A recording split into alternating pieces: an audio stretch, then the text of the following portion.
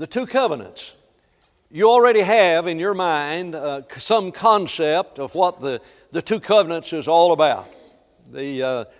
Sometimes we talk about the 3 ages of Bible history. And the way we have referred to that is the patriarchal age, the Mosaical age, and the Christian age. When we talk about the two covenants, we talk about the Old Testament and the New Testament. The word patriarch is used in the Bible, and the way it's used in the Bible ought to create a problem in our terminology when we talk about the patriarchal age. Do you know that David is called a patriarch?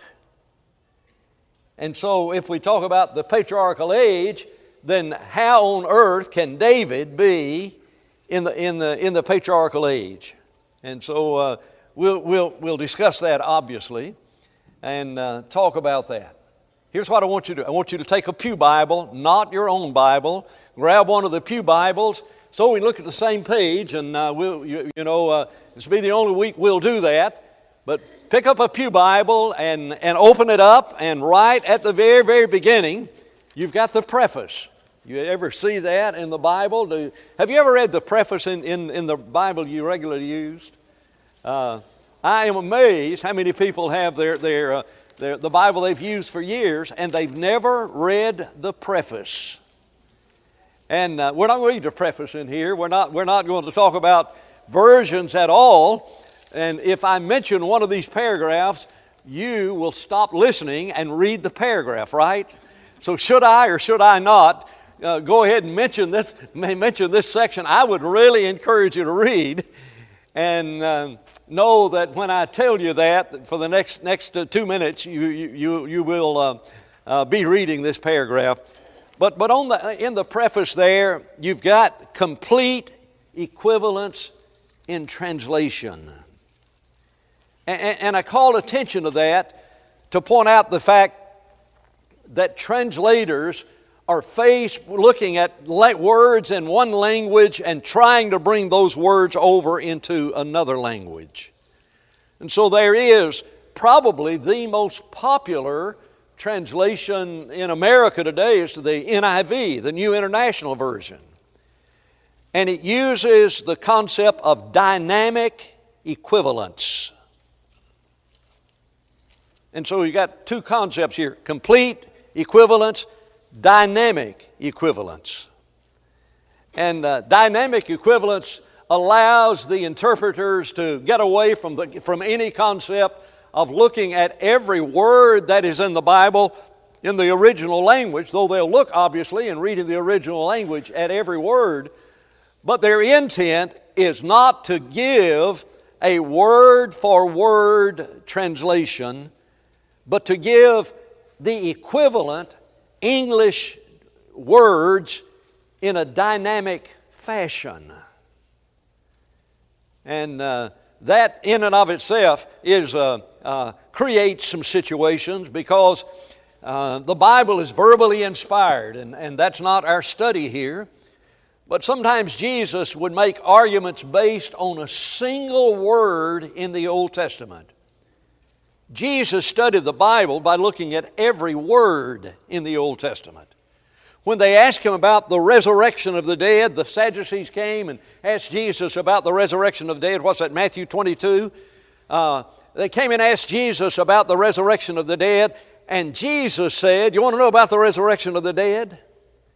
Go back and read the Old Testament at the burning bush where God said to Moses, 'I was the God of Abraham, the God of Isaac, the God of Jacob.'" Why are you shaking your heads? No. That's not what he said. Now, wait a minute. Betty, what did your father do for a living? I don't remember. You don't remember. What did an uncle of yours do for a living? Okay. Worked in the coal mine. No, use a verb. He is working in the coal mine. He did work in the coal mine. He did work. He was working in the coal mine. Is and was. See what I'm talking about? At the burning bush, Abraham, Isaac, and Jacob had been dead for 400 plus years. And God said to Moses, 400 years after Abraham, Isaac, and Jacob lived on this earth, I am the God of Abraham. Not I walk. You don't talk about your dead relatives in the present tense. My father is a good man, was a good man. Whichever word you use, I'll know whether he's living or dead or whether you're dumb. Well, one or the other. You talk about people who are dead in the past tense, do you not? And so, let's look at that just so you'll see that I'm not making this up. It's in Matthew 22. Matthew 22, page 872, if you want to cheat a little bit. The Sadducees in verse 23, who say there is no resurrection, came to him saying, Master, Moses said that if a man dies having no children, his brother shall marry his wife and raise up offspring for his brother. And there were 7 brothers. The first one died. She married the second brother. She married the third brother, the fourth brother, the fifth brother, the sixth brother, the seventh brother, because all of these guys are dying. Now, I don't know about you, but if I'd been husband number 6, or husband number 7, I think I would have said, would somebody check that woman's cooking? I don't, I mean, she's married and every one of them's dying. Now they've got a dilemma because, and there's no answer to this whenever, verse 26, the second died also, and the third, and even to the seventh. Last of all, verse 27, the woman died. In the resurrection, whose wife shall she be? And Jesus said, you are mistaken, not knowing the Scriptures nor the power of God. Power of God, God can fix anything. God doesn't have any problems. But he says, you do err not knowing the Scriptures. What Scripture did they not know? He says, verse 31, concerning the resurrection of the dead, have you not read which was spoken to you by God, saying, I am the God of Abraham, the God of Isaac, and the God of Jacob. God is not the God of the dead, but of the living.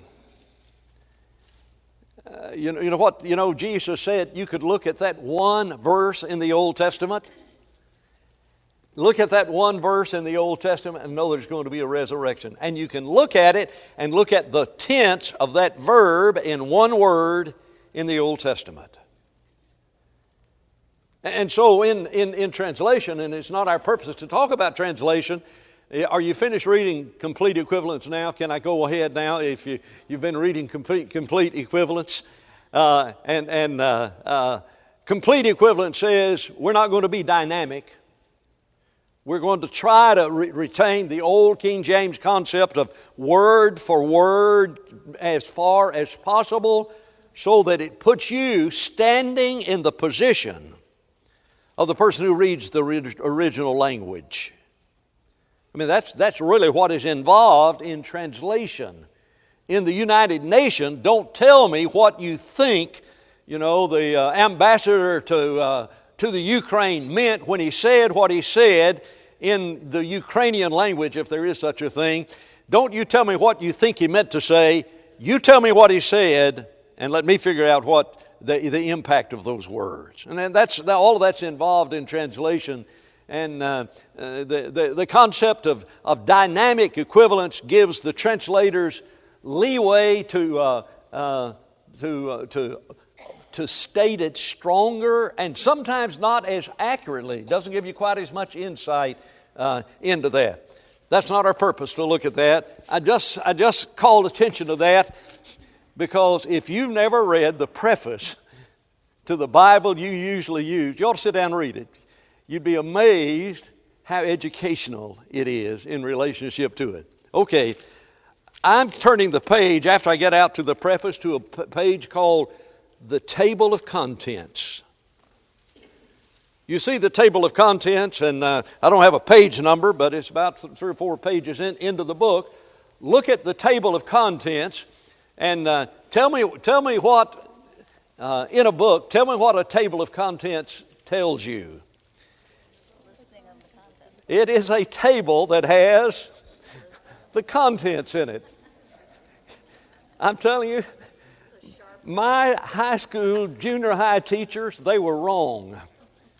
You can define a word using the word. I don't know if you were ever told that you can't define a word by using the word. I can do it and do it better. A table of contents is a table that shows the content. Have it in so many books. Even sometimes in novels, you'll have a table of contents. It'll say chapter 1 on such and such a page and everything. Sometimes there's a discussion of what is found within that. So I open up the Bible and I see the table of contents. And then, as I open up the Bible, I see this section introductions. Section introduction, it says the first one is on page 2. So just turn the page and look at the section introduction, the Pentateuch. Now, did God write page 2 in the Bible? No. We may not even know what the word Pentateuch is. We may not, it may be a word that is different for us. But what that is, and many Bibles have them, are words, are pages put in the Bible that are study helps. And so you pick up the Bible, and in this particular Bible, you've got page 2 and you've got that discussion. Because the individuals who printed this Bible, and perhaps the translators may have been involved in it, but at least those who printed the Bible said, we want to show you what's in this book. And so at the introduction to various chapters, or various sections of the Bible, not chapters, but various books of the Bible, they put an introductory page to tell you what that page is all about. Now, there are other helps. Sometimes, and this Bible does not have it, but sometimes Bibles have center column references. Look at back on page 3 to the book of Genesis. You see how you have 2 columns? Some Bibles have a center column reference. Would somebody define to me what a center column reference is? In the center column? It's a column in the center that has references. Now, we may not know what references mean, but sometimes you'll look in the Bible, and this Bible, by the way, does not have a center column at all. It just has 2 columns. But your own personal Bible may have center column references, and so in a verse there will be a little tiny A or a little tiny B. And so you find that A or that B, and you look into the center column, and there's a cross reference where that phrase in that verse is discussed elsewhere. Inspired or uninspired? Center column reference. Did God write center column references? Nope. But they're good, are they not? For example, have you not read that God said, I am the God of Abraham, the God of Isaac, the God of Jacob? Wonder where that's found. If you had a Bible that had center column references, right somewhere in that verse, have you not read, there'd be a little tiny A or a B or X or an M or some letter like that. And you look over in that center column reference, and it'll show you back in Exodus chapter 3, I'm not sure what verse, but it'll show you the verse in Exodus chapter 3 about the burning bush. And so you've got center column references. Now, I say that to help you and to encourage you to use center column references. I really, really like, I know some of you use the New American Standard. I believe the Bible, the translation that has the strongest center column references is the New American Standard. I really, really love that. Now, your center column references likely will not be the same as somebody else's center column references, because those individuals who decided to print the Bible, they decided which verses they'd put in the center column references. Now then, sometimes in the center column, you'll not just have an A or a B or a C, you'll have a number of 1, 2, or 3 sometimes. And usually that is in the center column reference in relationship to that verse, and it indicates a comment being made that is not a reference to something else in the Bible, another verse, another reference in the Bible, another passage in the Bible, but it is a word that explains. And sometimes the New American Standards will have the word literally. L-I-T is the way it's usually abbreviated. And so you look at it and you've got the literal, this is literally the word that was used in the original language. And because that doesn't flow and we might not be able to fully understand it, they've tried to give it, but they want you to know that the word over here literally is this word. And so I would strongly urge you to use center column references. They're really, really important. Now then, look at page 3 and look down at the bottom of page 1.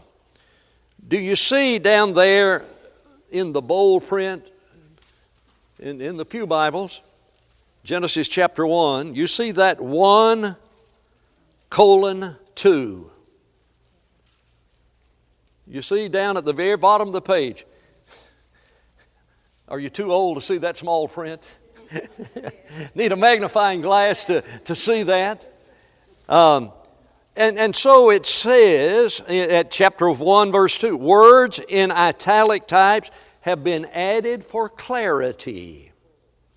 They are not found in the original Hebrew or Aramaic. It's the language of the Old Testament. And so the translators, because they want you to be able to have confidence in reading the Bible, sometimes in the center column reference, they'll say literally. This is the word literally found over there. I don't know that occurs very much in the King James or the New King James.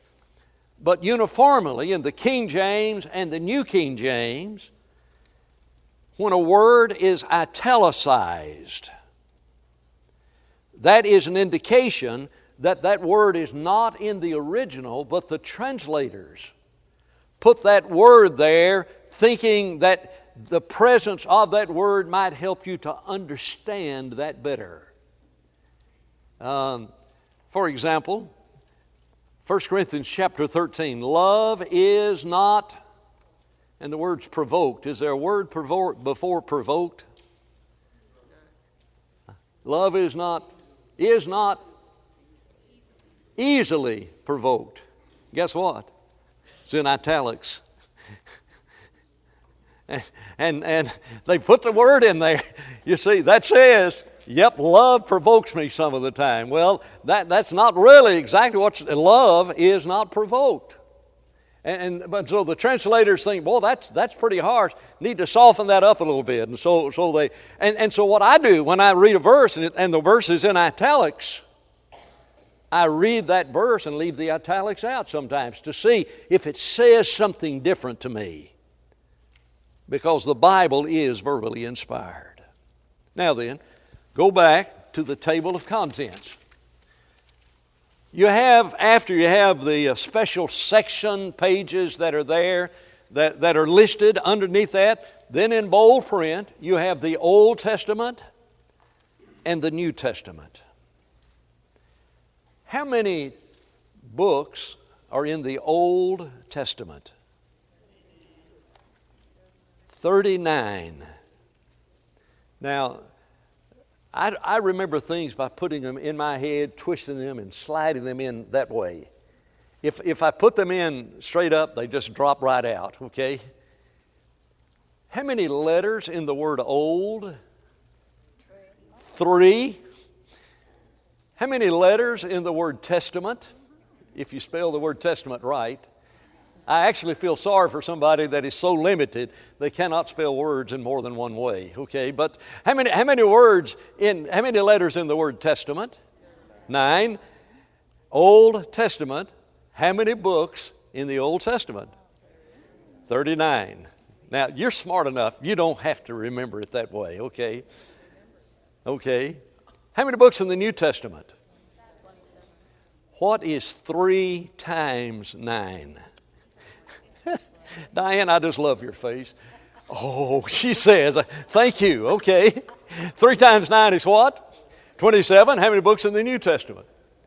27. Now see, if when you were little, you sat in one of these classrooms down here and you've known that since you were 3 years of age, Troy knows that. I mean, Troy knows that and he'll forever know it. But if you if it's slipping and you're losing, or if you've come into the church later in your life, that might be a good way to remember. How many books in the Old Testament? 39. How many books in the New Testament? 27. Now then, look at the books and recognize that the names given to the book were not written by God.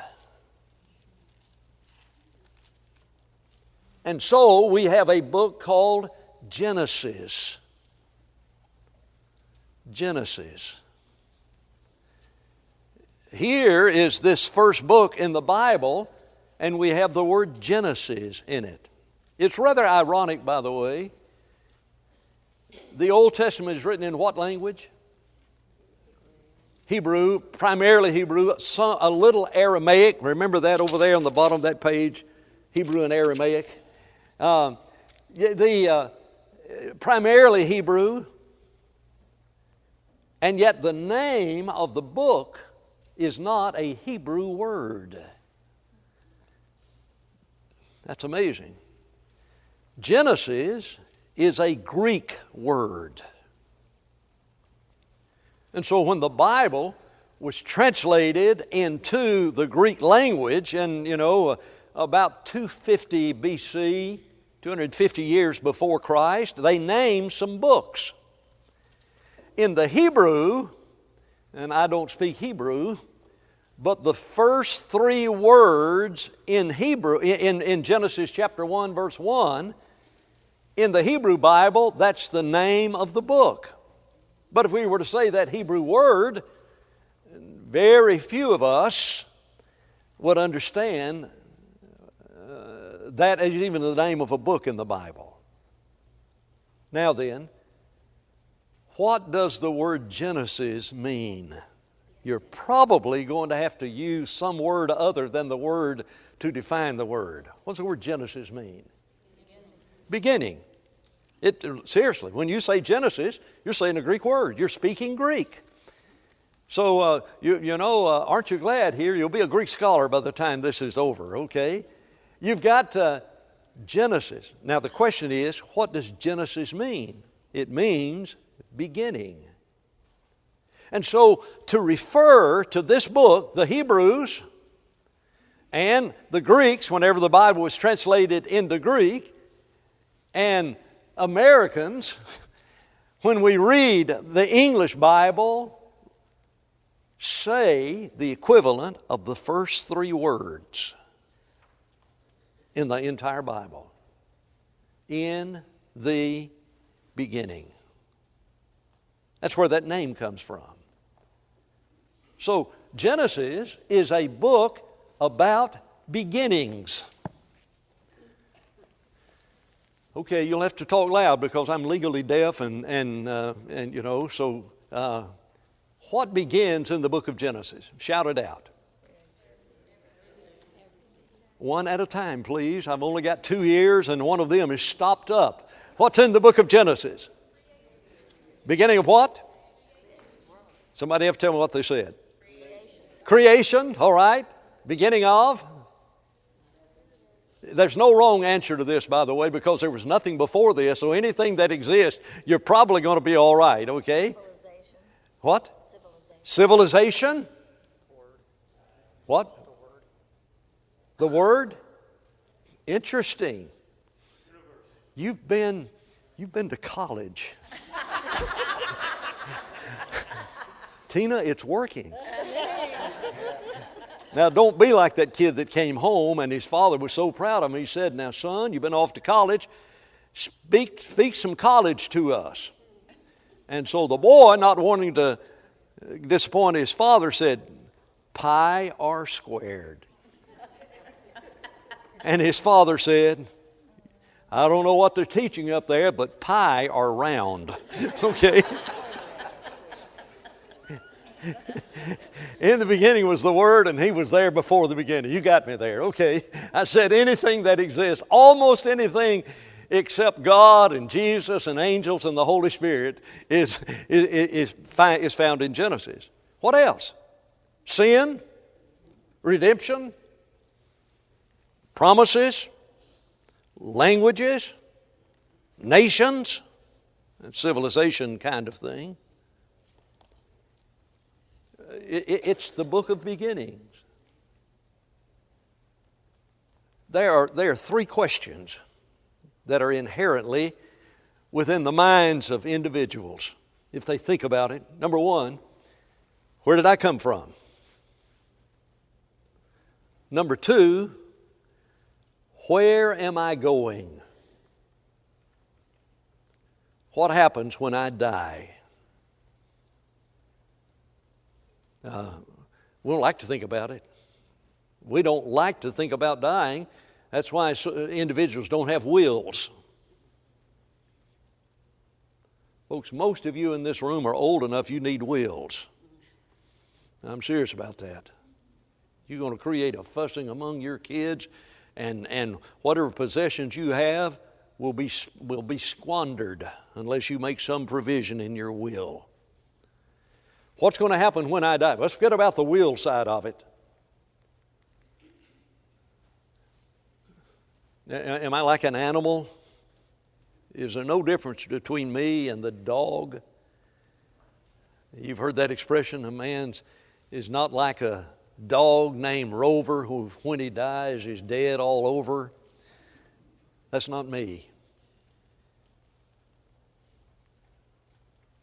Yeah, I've lived in this body 70 plus years, and I am inside this body. You got that concept? This body's wearing out. Diane, don't you feel like you're about 30 inside your head? I didn't say in your body. Yeah. Maybe even younger. About 100 in my body. Yes. My body, you know, Gary, I can still take that basketball and make those shots like I could when I was in junior high school. My body just won't cooperate. I still have the moves. I'm telling you, I've got it. I can just envision. He goes this way. I know which way. I've got it. I'm living inside this body.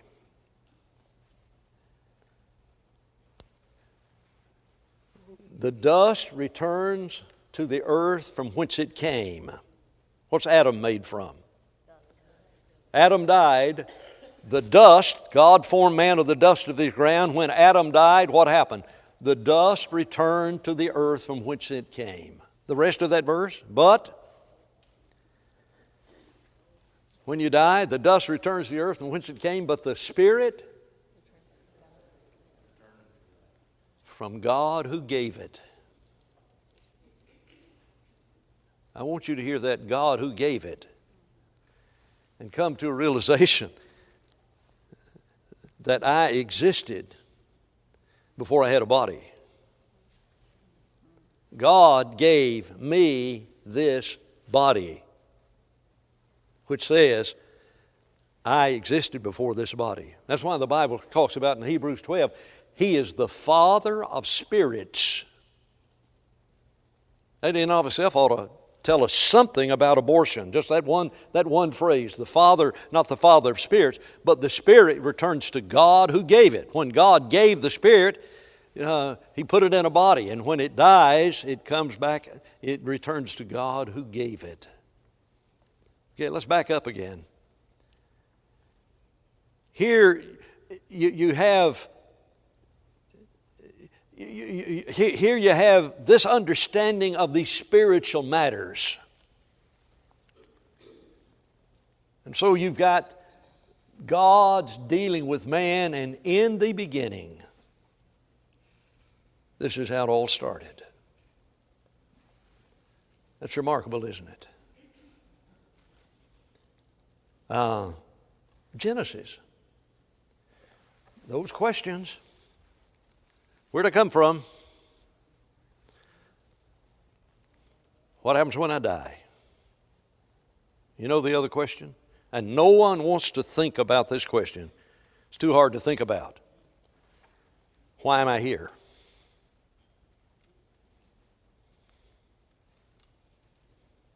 Why am I here?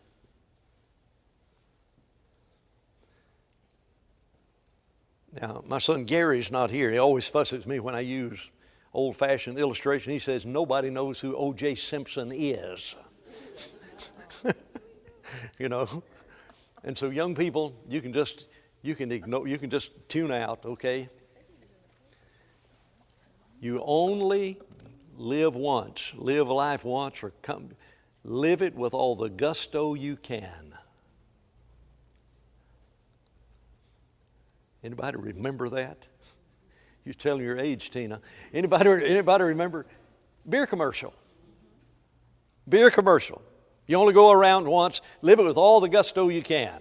Over and over and over and over. It's trying to say, here's what life is all about. You got this much of it. Enjoy it. Eat, drink, and be merry, for tomorrow we die. If Gary were here, I would say that's in the Bible, and it came from Greek philosophy, the Epicurean philosophy of the ancient Greeks, and that's still around, but nobody remembers. Live with all the gusto you can. Now see, the Bible answers that question. If this book is from God, if it is, then it answers all three questions. All three questions. Genesis. Now then, Genesis, look at the name of the book. Turn the page and look at the name of the book. In the Pew Bible. Look at the name of the book in the Pew Bible. What is the name given to this book? Now, don't just say Genesis, there's more to that. Can you read that? The first book of Moses. I wonder if there's a second book that Moses wrote. Wonder if there's a page in this Bible that says the second book of Moses. And if there's a page in this Bible that says the third book of Moses and the fourth book of Moses and the fifth book of Moses.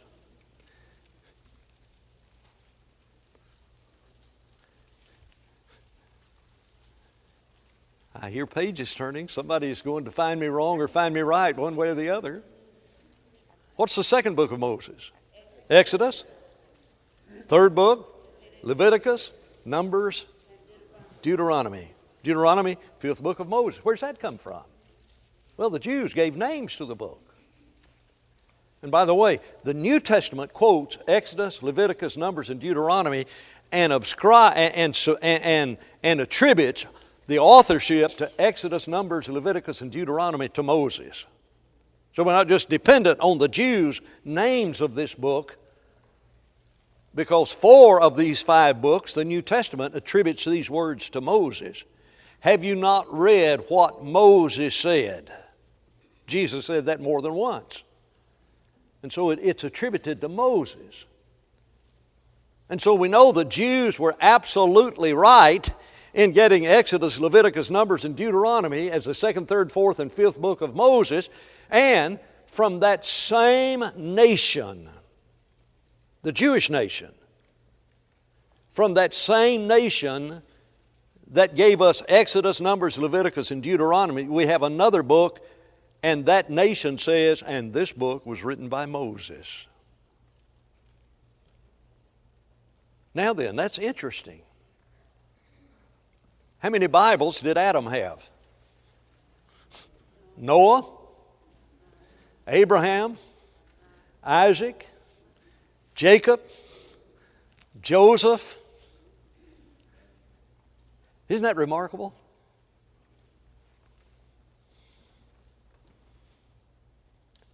I am, at the burning bush, God said, I am the God of Abraham, the God of Isaac, the God of Jacob. Had Moses ever read that? I mean, it could have been written down, but did he have a Bible? Nope. Moses, where did you hear that first? Maybe in the lap of his mother Jochebed. Maybe from the lips of his father. That's remarkable, isn't it? My brother Jerry, in writing his thesis, his master's thesis on the word faith, he actually wrote it on the Greek word pisteuo, dedicated the book about faith to my mother, in whose lap I first heard the word faith, and to my father, in whose life I saw faith every day.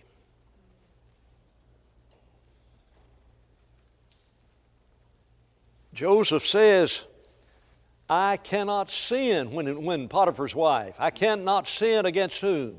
Against you and against God. Where'd Joseph get that? Isn't that amazing?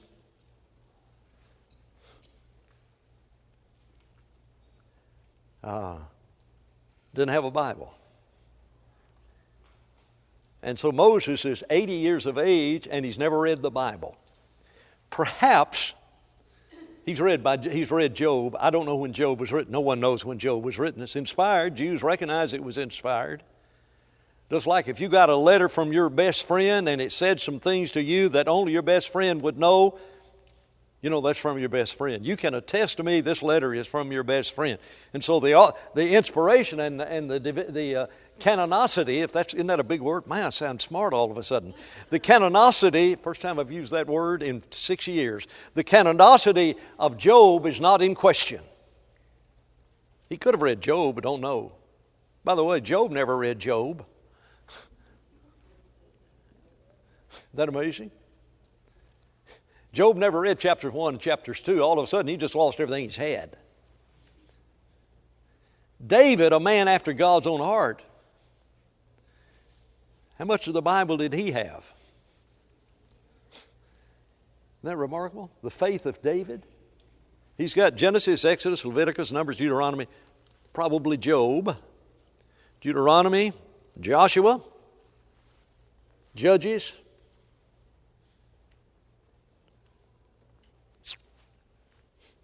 Ruth. Is that 8 or 9?